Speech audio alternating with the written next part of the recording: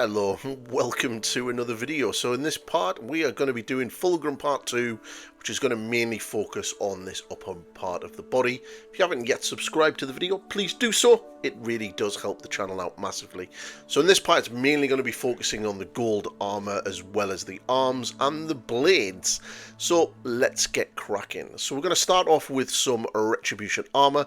Now I was thinking about airbrushing this at the start, but I'm a little bit apprehensive about putting metallic paints through my airbrush. I've not really done it before, so I thought, you know what, let's just break out a big brush and we'll do it by hand.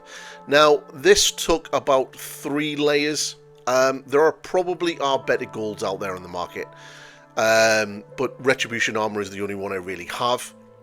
So again, you know, it's got some okay coverage. But yeah, to get a good solid opaque base layer, I would definitely do like at least 2 to 3 layers. As you can see, this is me just basically finally touching it up at the very end. So yeah, get a good brush, get it on. If you do have the spray can then feel free to do that. That'll kind of speed that up a little bit. But once you're happy, we'll move on to the shading. But before we do the shading, I did black out all of the areas that are not going to be gold. Now, you don't necessarily need to do this. I kind of like doing it because it kind of breaks the model up. You can kind of see where everything is.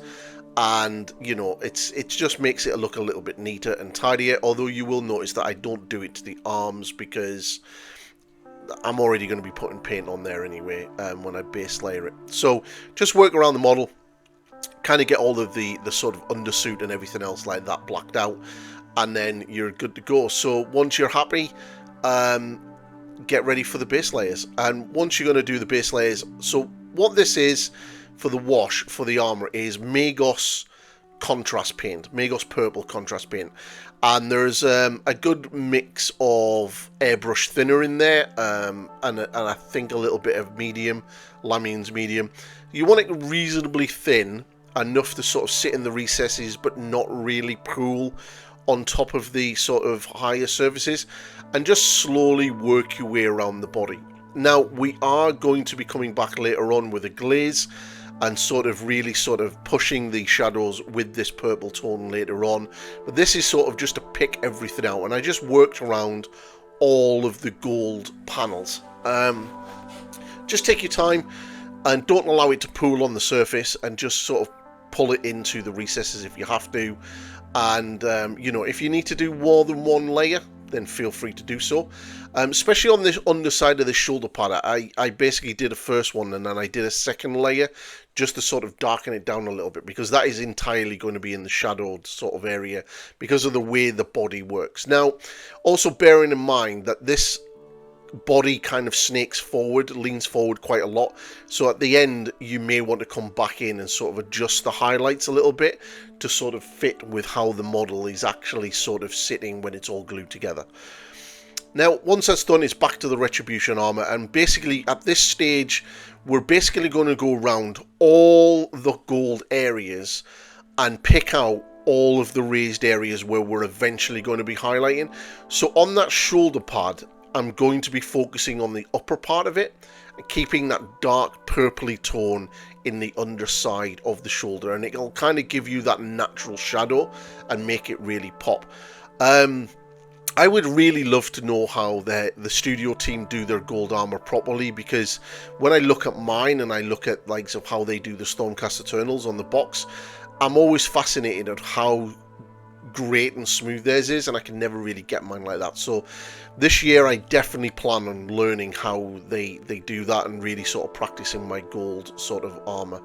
But yeah, just work around, pick out all of the points, get all the edge highlights in, sort of you kind of sort of tidying up a little bit. Remember, we are going to be going back in as well later on with a Magos purple glaze to sort of just push those shadows a little bit more, but just work your way through it. And then once you've got that, we're going to be then moving into the highlight stages, and it's kind of sort of just pushing. So there's a couple of colours that you may have or you may not have, but if you do have something like Ulrich Gold and Liberated Gold, then just use that. So as you can see, I'm just picking out all of the edges, even on the inside of the sort of neck gorget area, and just get them all in. And it can be quite therapeutic, and you can kind of push this as much as you want. Now, bear in mind as well that you can kind of adjust this at a later stage. So if you do sort of put a bit of paint where you then realize that you're going to need a shadow, then we can come back and glaze that in with the Magos purple again, and get that shadow back in. Or if you need to, if you've put a shadow in where you kind of need a highlight, you can then sort of just go back in with this and then build up that highlight. So, you know, you can play around with it quite a lot. Also, the sort of underarms, the second set of arms at the bottom. Now, I've seen some people sort of paint them in gloves. I just used it as gold, so it just makes it fine. So the next two colours we're going to be using is Ulrich Gold and Silver. Now, for the Ulrich Gold, this is basically Ulrich Gold here. Now, I don't have Liberated Gold, so that's the reason why I've got the silver there. But all I do is work around all of the highest points with Ulrich Gold and sort of pick that out. Now, this is a very strange paint. It's quite translucent, and it's almost kind of reminds me of like a metallic wash that kind of highlights gold metallics. It's very weird, and I'm not 100% sure if I would ever really keep using it. Now, Liberated Gold obviously works really, really well with this. You kind of put the Ulrich Gold on and then the Liberated Gold. I don't know if I just need to get one of those vortex mixers and really mix the shit out of it. Just because I never see it, never seems to do what it like they do on the tutorials or the official painting videos by GW. So I'm not 100% sure about it. But either way, I worked around, picked out all as much as I can, went up a couple of times in certain areas, and built up that layer. And then once that's done, you're going to sort of slowly start building up the highlights using Retribution armor and a mix of silver. Now, because of the Ulrich Gold goes on at this point, you can be quite liberal with the silver in the mix. Again, if you have Liberated Gold, then use Liberated Gold, because that's kind of your next jump up, as you could say, from the Ulrich Gold. But the Liberated Gold silver mix is kind of what's going to come after this. But as you can see, I'm just picking out the edges, working away around the model, highlighting up as I go, and the armor does look quite good at this stage. Now, I will say as well that I didn't put the sort of corroded, oxidized look in the tutorial, because that's going to be coming in the main one. So the picture in the thumbnail is going to look a little bit different by the end of this this picture. That's because it'll come in another tutorial. But once you've got that, then we're going to start adding a little bit of silver in. So we've got, at this stage, we're looking at sort of like a little bit of Ulrich Gold here and there, sort of picking out the highlights. And then we're going to be going in with a little bit of a mix of Retribution armor and silver. And it's pretty much like a 50-50 mix. And you're just going to start building those highlights up. And it's basically just picking them out. Now, you're wanting to basically keep the sort of purple tone in that sort of shadowed area, and then sort of pick out everything else around it. And the good thing is, it's kind of almost like doing true metallics, I guess. And as you can see, you know, I'm just working, you know, diligently around the model and just picking out those highlights. Now, I did have a slight problem at one point, because I kind of figured that the Ulrich didn't work. And this is, I adjusted my light, that's why this looks a lot darker. This is actually the sort of coming back in with the mix of Retribution armor and the silver. It's like a 50-50 mix. I've been playing around with my my light on the camera, my white sort of scale, and that's why it's looking a little bit darker, but it is actually quite bright at this point. And you know, it is sort of really sort of popping. But I'm starting to, at this point, I'm literally using that 50-50 mix, and this is more of a focused edge highlight. There's not much really to say on the gold other than just get your base coat in and then shade it. You don't necessarily need to do that wash entirely over it. I do because it kind of helps pick out all of the detail, especially on something like Fulgrim, because he has a lot of detail on this gold armor. And so by the time you're using that silver retribution armor mix, you've almost got to the point where you're almost using a pure silver, because you can use multiple different mixes to sort of build up those highlights.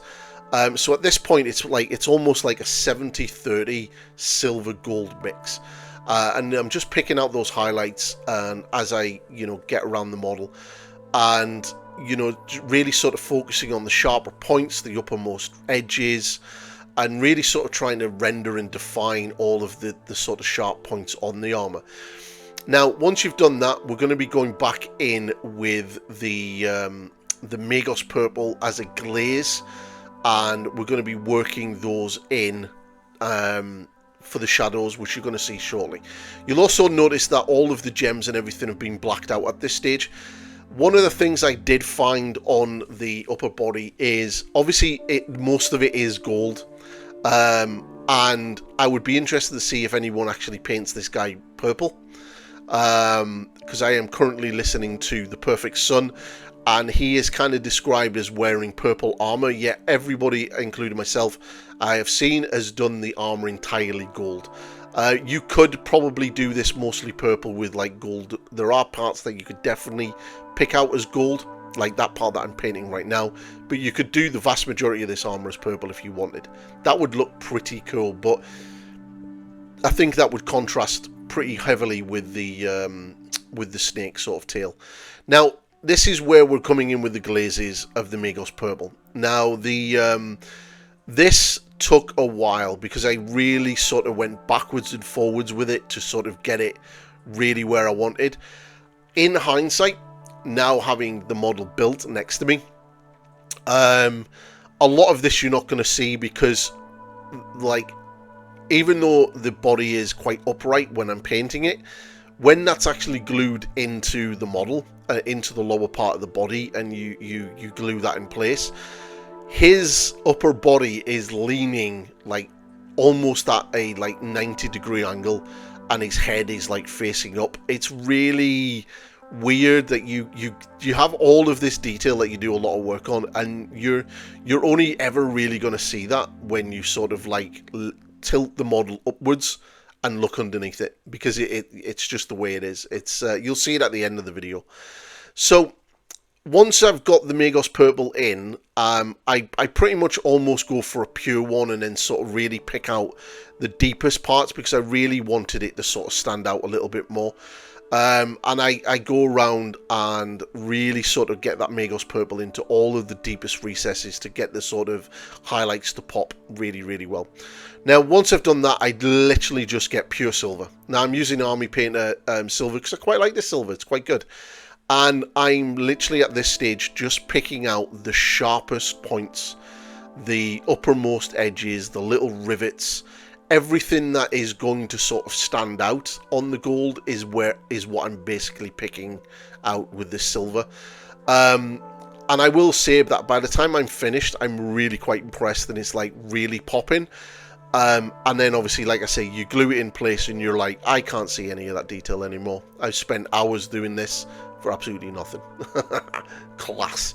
But yeah, there's a lot of detail on it. Now, for the black undersuit, it's literally an edge highlight. Look at this classic camera work. Like, you thought we'd got away from that classic camera work after part 1, but no. Here it is again. Pro YouTube. Oh, there we go. Trying to readjust. So yeah, this is basically just an edge highlight. Picking out all the sharp edges with the Corvus black. And then once you do that, have a little bit of Eshin grey. Again, just picking out all of the sharper edges. There's not that much black undersuit, to be completely honest. And a big chunk of it you're not really going to see once it's glued in place. especially once the wings and everything else are on. And then once we've done that, we're just getting a little bit of storm vermin fur and picking out the sort of more prominent edges of the black.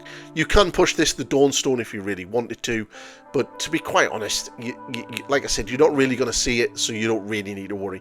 Just make sure you do get the parts of the undersuit on the arms, on sort of like at the elbow joints and stuff, and there's potentially a little bit at the back, where the shoulder joint is, but once the wings go into place, you're not going to see any of that at all, especially with the size of the power pack that he has. Now, once we've done that, we're going to go and start the first gemstone. Now, I went for a purple gemstone here on the aquilla that was gifted to by the Emperor. And the reason why is, you know, it's purple, it's kind of like a thing for Fulgrim. And the rest of them, the one that's on his lower belly and the one that's on the shoulder pad and the smaller ones and the one on the back of his wrist and things, they are done exactly the same way as the one that's the big one on the snake body that I did in part 1. So if you haven't watched part 1 yet, go and watch that after you've watched this and you will see how I did the gemstone there. It's exactly the same. And this basically is pretty much the same way that I did that. I got Screamer Pink, I've thinned it quite down, and I'm doing a lot of small, thin layers, sort of pulling the pigment to the bottom part. And then every now and again, I'll get like a black and I'll glaze over the top just to darken down that top part. Now, I think I'd taken about 5 or 6 passes of that Screamer Pink to the bottom underside of that gemstone to really sort of get it sort of in, and sort of make it, you know, try to get it as opaque as I can. But yeah, just take your time and smooth it out. You don't necessarily need to worry too much about the blend, to be fair. So next, I started adding a little bit of pink horror into the Screamer Pink just to brighten it up again. And again, it's exactly the same as before. Very thin layers, bringing that down, the sort of pulling the brush to the bottom of the gemstone. And remember, that's where the pigment is going to sort of sit when you take the brush off the model. So always try to pull the brush to where you want this colour to be the strongest. And this goes massively when you're doing things like glazing. So just work it in. You can feather that out a little bit if you really need to, but you know, just take your time with this one. And then once you've got that done, we're going to continue just adding that pink horror into it. And then slowly start building up that sort of bottom highlight before we start to move into the next colour. There's a lot of backwards and forwards. If you find that the transition isn't going the way you want, just get the Screamer Pink and then glaze over a few times of it and sort of just get that natural transition of colour. Next, Emperor's Children, and we're just putting that into the pink horror and really starting to push that bottom section of the gem to really sort of bring out that highlight and that bright point that is there. And you know, just slowly but surely work it. You can black line the edges between the gold and the gem if you really wanted to. I kind of do that near the end. And then this is like almost pure Emperor's Children at this point, and it's like I'm literally just stippling this colour onto the bottom part of the gem. It's almost like a chunky edge highlight, to be completely fair.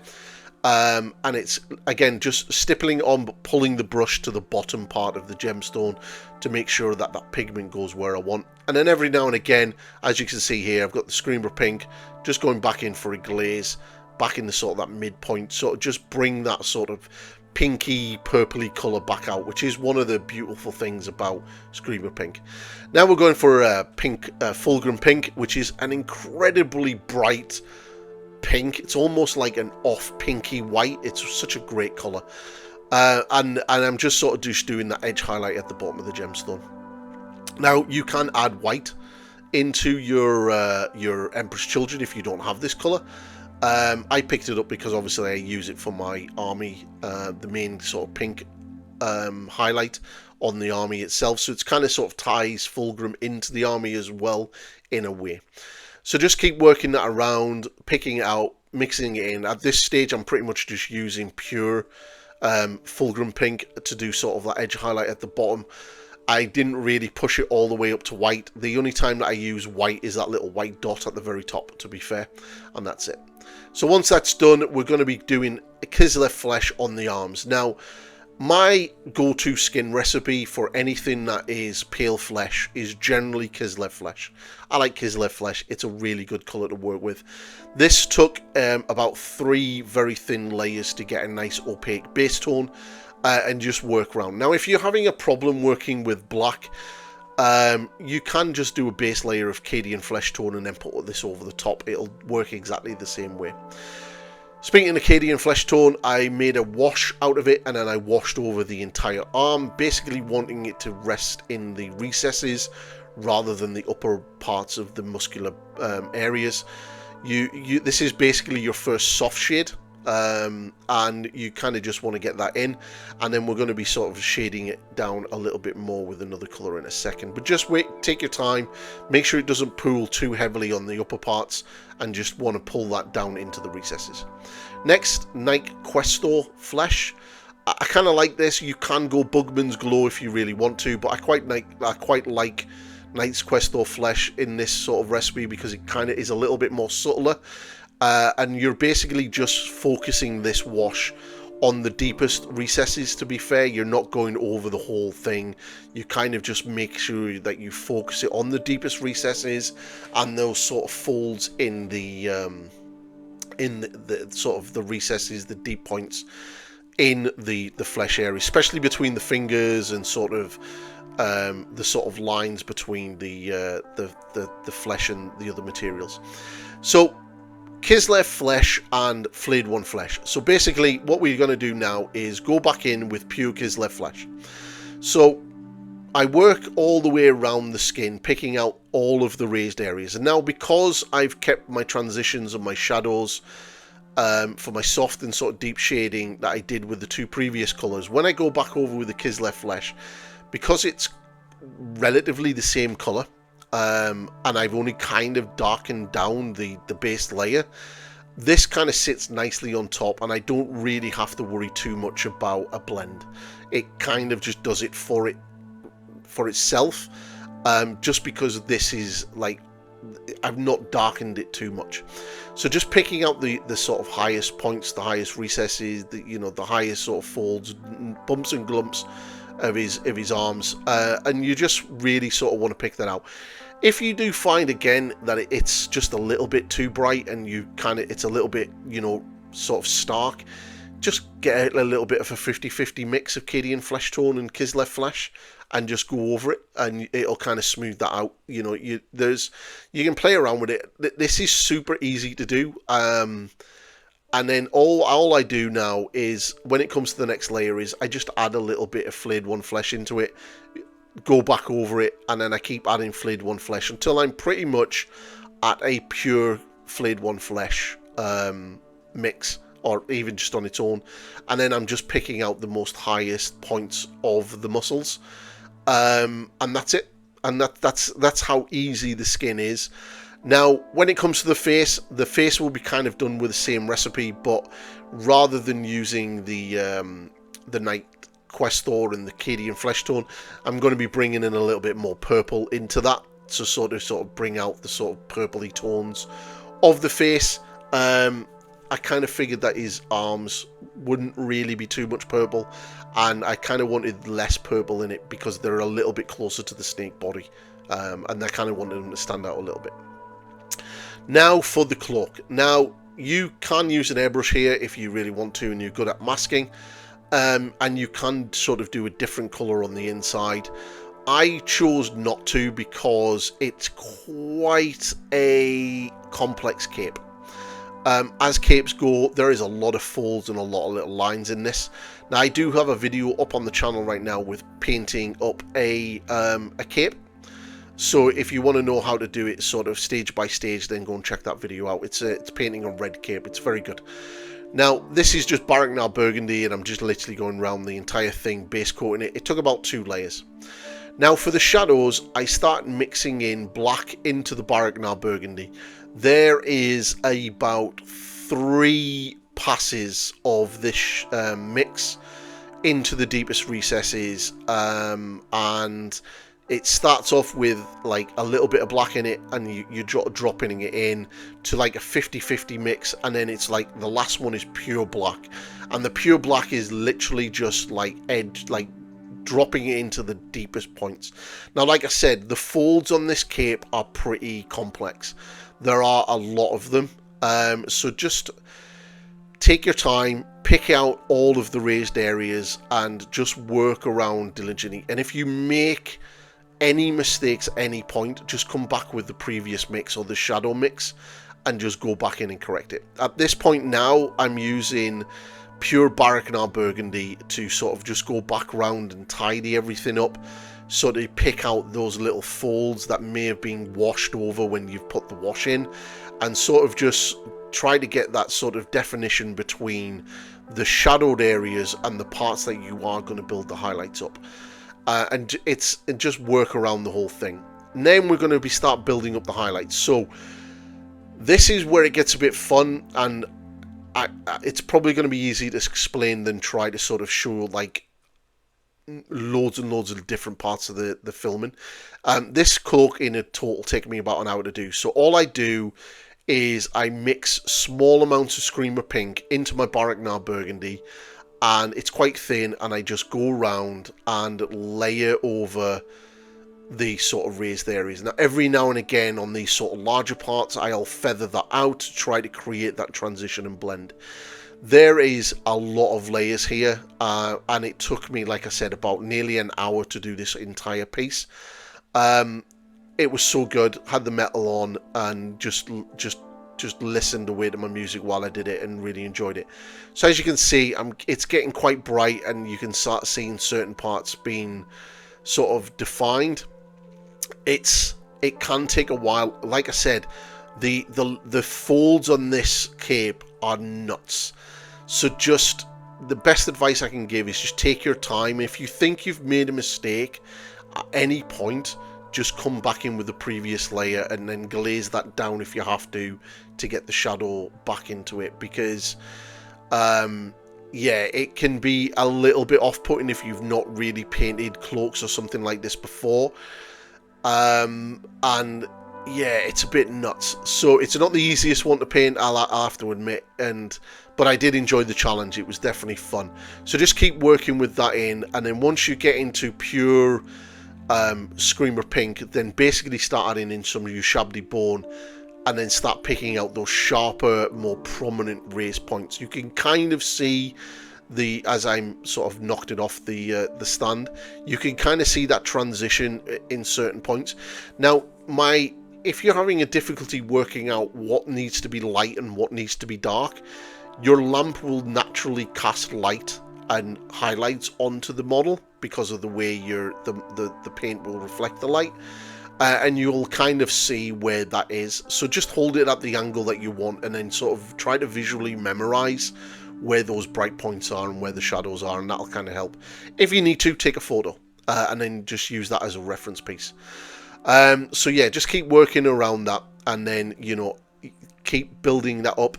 Now, you don't want to go to a pure Ushabti Bone.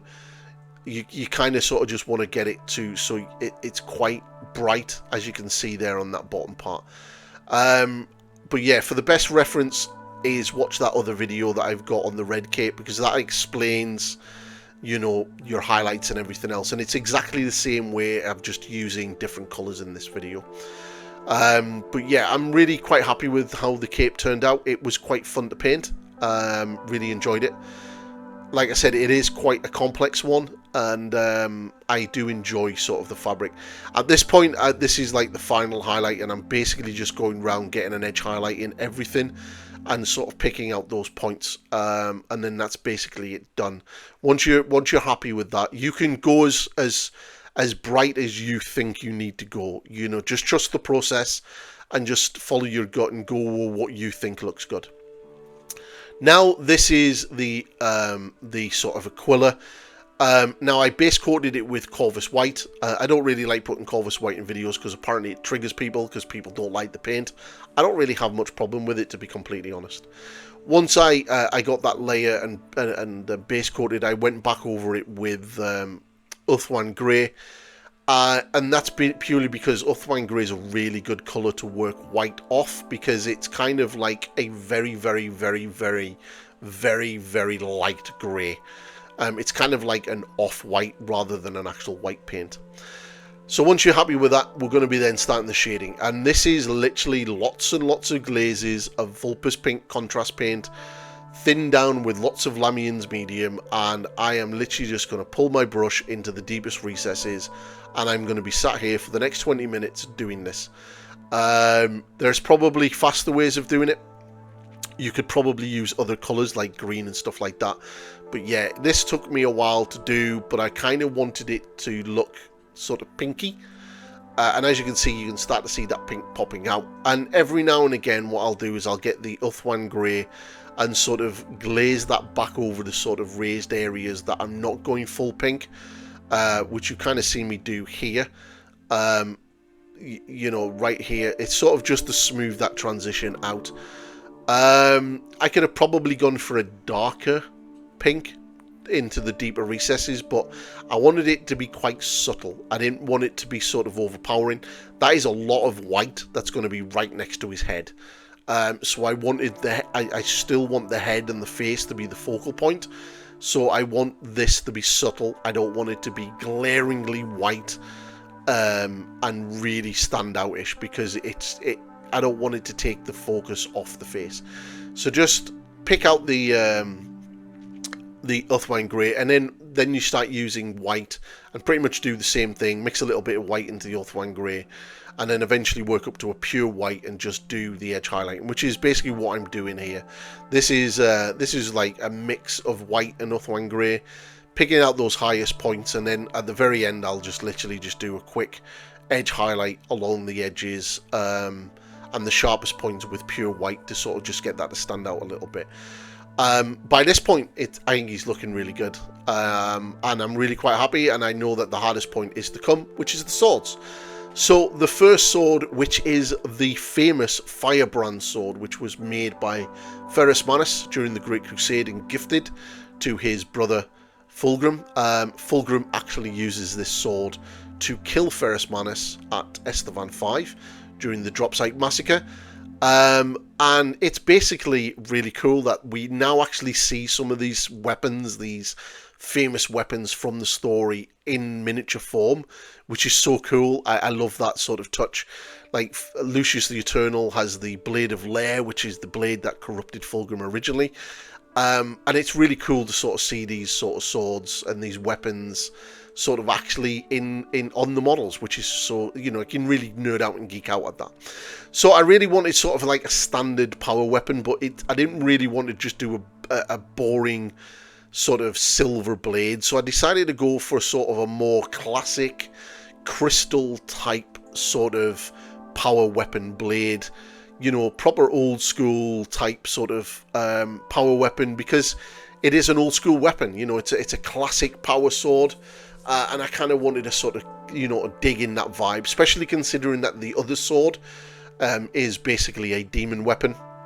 And I wanted to do that a little bit different. I wanted to sort of make both blades stand out somewhat. So basically, Temple Guard Blue to base, get about a load of layers. And then what we're going to be doing with the Sotek Green is kind of like glazing in and where the shadow points are. And we're going to be kind of creating a pattern on the sword. You kind of look at the sword in two halves. So apart from the sort of deep recess right in the middle, which I'm doing now. But as you can see, as I start adding the layers on of the Sotek Green, you'll slowly start seeing the pattern emerge, where I have like one part of the blade will be darkened down, but the opposite side of the blade will be bright, and I kind of work through that. Now, to really push this sort of shadows, I add a little bit of Kantor Blue into the Sotek, and this is kind of where you can really start to see where that pattern is emerging. And you do it on this side of the blade and the opposite side. So whatever you're doing on this side of the blade, do the opposite on the other. So where that shadow is on this side of the blade, when I go to do the underside, that's going to be a highlight. It can sound quite confusing. References are really, really good, like photo references. The heavy metal team love these type of blades, especially on Eldar models. The heavy metal team seem to love Eldar full stop. As an Emperor's Children player, I find that offensive.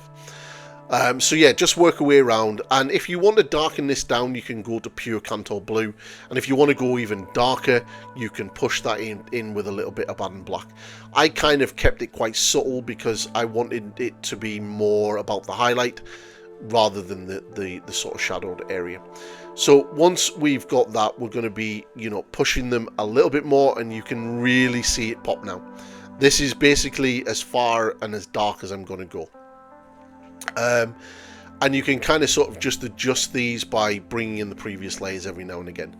Now for the highlights, we're literally just getting the Temple Guard blue and blue horror, and start adding blue horror into the Temple Guard blue, and then start using that thin, sort of almost like a glaze over the highlight areas, and you can see the pattern at this stage really starting to pop out, and you can hopefully this will sort of give you that visual cue of what I mean by the sort of building that pattern up on the blade. And like I said, it is a classic sort of crystalline blade in sort of that the old school sort of power weapon type look.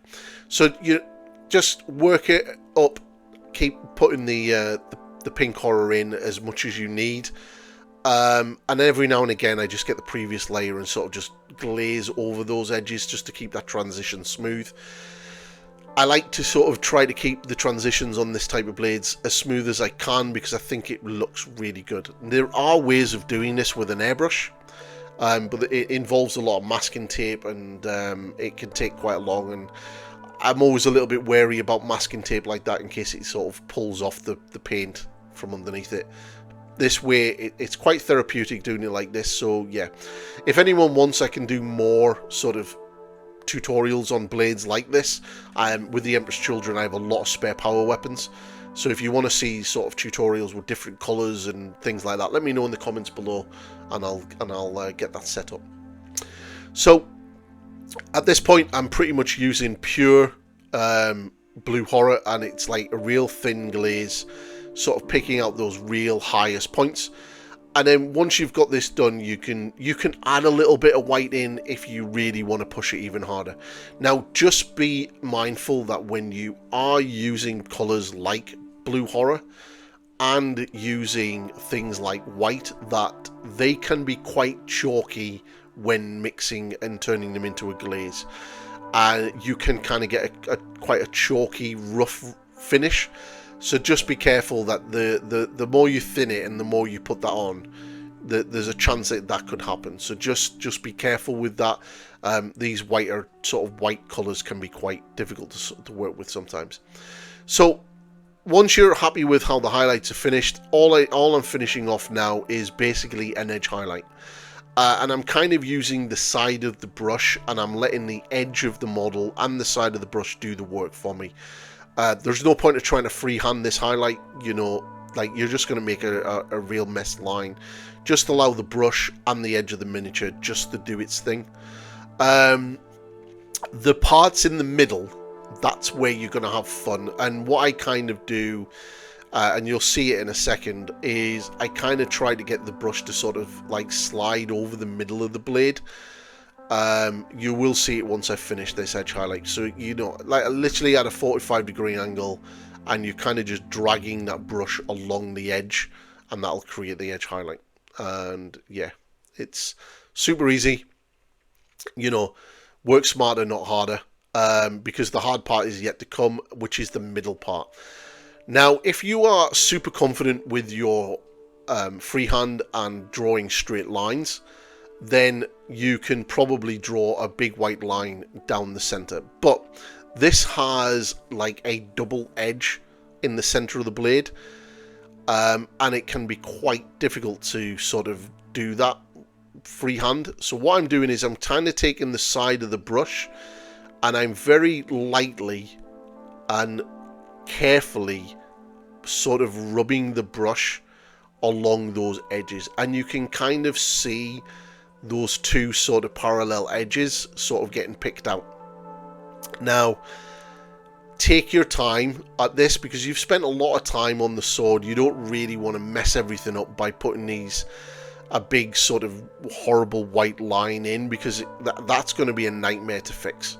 So just take your time and very carefully. If you think you've got too much paint on the brush, just wipe a little bit off and just you do a very sort of very light touch. Here I'm trying to be brave and do an actual edge highlight. Yeah. Now the final sword is the demon sword, and I wanted this to sort of be sort of like a greeny colour, so I base coated it black, and then I'm going in with Incubi Darkness, and I'm slowly going to be doing pretty much what I did on the other blade, starting to lay the foundations of where the highlights are going to be. Now I will be honest, after the first pass I pretty much started putting the highlights in completely different places, so when I come to actually shading and putting the shadows area in with the pure black, that kind of you know, sort of fix that up. But yeah, so just work around the blade how you want, front and back, and picking out those areas with the Incubi Darkness. Next, we're using Carbolite Green, and we're going to be mixing that into the Incubi Darkness, and very slowly, very painstakingly, building up those layers and those highlights on the blade where you want them. Now, at the very start, this may look like a black blade, but trust me, as I've adjusted it, you will slowly start to see those highlights start forming. So just keep building them up and then adding progressively more and more Carbolite Green to the mix until you're pretty much using a pure Carbolite Green. And then once we get to that point, then we'll jump onto the next colour. But just keep working away at it, and you'll see you'll sort of see them slowly building up. If at any point that you want to smooth that out, just use the previous mix and then go back in with the glaze and pick that out. If you find that you want to adjust the highlights, you can sort of, you know, push them into different directions. You can have like two highlights quite next to each other if you really wanted to.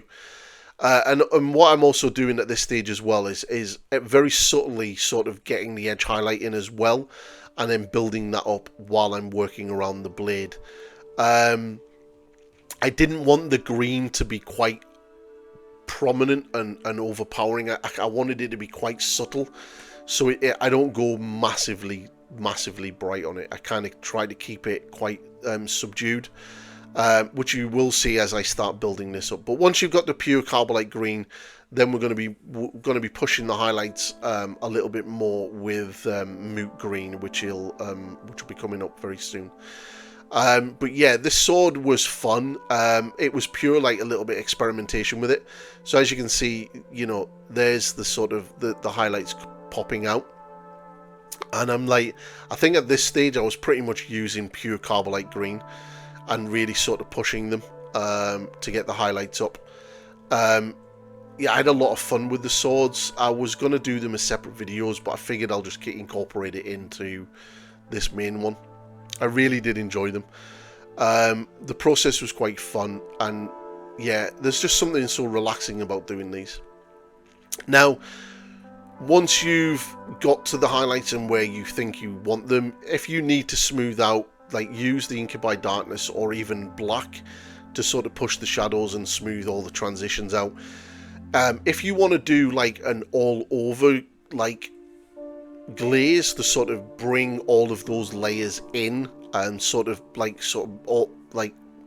flatten them all down together, you could get like an Incubi Darkness glaze over the whole thing. Now, to push the shadows, I wanted pure black, so I got a black glaze and pushed that into where I needed it. And you can kind of see how the highlights are really popping with that sort of pure, sort of like Carbolite Green. So I picked them in.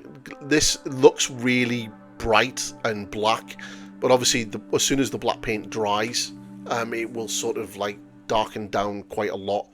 And you know, that'll be grand. You could sort of matte varnish this blade and then sort of come in with the highlights. The matte varnish will flatten everything down and give a different finish, and then that's it. That's him done. Yeah, this is Fulgrim all glued together. Really quite happy with that, and I hope you enjoyed it. Any questions, let me know in the comments below, and I will get back to you there. So that is the video. Part 2, this has been just super fun. I'm having so much fun painting Fulgrim right now. It is amazing. So yeah, so all the parts I've done. One of the things that I didn't record and put in the video was the corrosiveness and the sort of oxidization of the sort of gold armor. Someone's going to comment that gold doesn't oxidize. I know, but really cool. Kind of shows off the corruptedness of Fulgrim. That I'll show how to do that in the actual Empress Children tutorial, which I will be doing after I've got Fulgrim finished. So yeah, that will be covered in there because it's kind of on the shoulder pad and it's a main part of the sort of army scheme that I've gone for. So next up on Fulgrim will be the wings and the head, and then that's him done. It has been crazy good. I mean, this video alone is well over 40 minutes. If not longer. I think at the time of recording I'm still editing the original, the actual part 2 of the video, so I think it's about 47, nearly 50 minutes long, so that's pretty big. So this is the reason why I've split it down into segments. So thank you for everybody who supported, liked, commented, shared the video, and ultimately subscribed. I mean, we're literally this close from hitting 4,000 subscribers, which is mental. So hopefully this video is the one that brings me over that line, and that would be super amazing.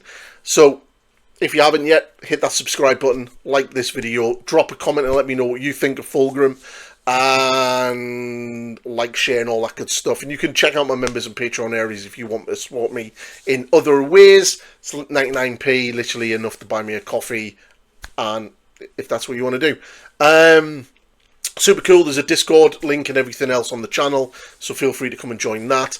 And yeah, lots of painting videos coming.